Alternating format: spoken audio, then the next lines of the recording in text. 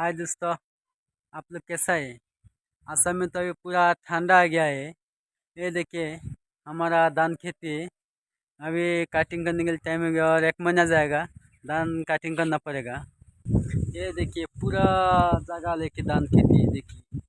अभी बारिश आने वाला है, बारिश आ रहा है थोड़ा थोड़ा करके। देखिए आप लोग। ये देखिए उधर हम लोग मछली बनाता है, मांस बनाता है। मांस बड़ा होने के बाद में बिक्री करता है। ये इतना ज़्यादा बड़ा नहीं, इतना है देखिए। पूरा देखा देता है, इतना ही। जो भी काम करो मेहनत करना पड़ता है, मेहनत नहीं करे तो सफल होने के लिए होगा नहीं। आप लोग को सबूत चाहिए। जितना मेहनत करना चाहिए था इतना मेहनत किया है। लेकिन आप लोग सबूत करेगा तो मेरे को मेहनत जितना सक्सेसफुल होगा।